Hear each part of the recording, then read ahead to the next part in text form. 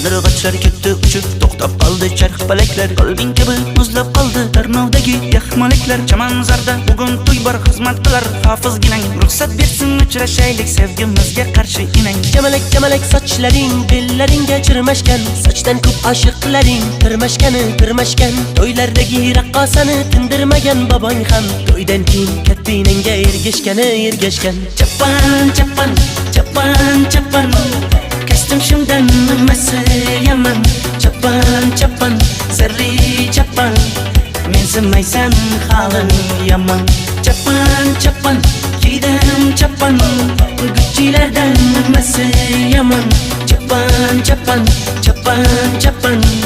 kullaverma jahlim yaman.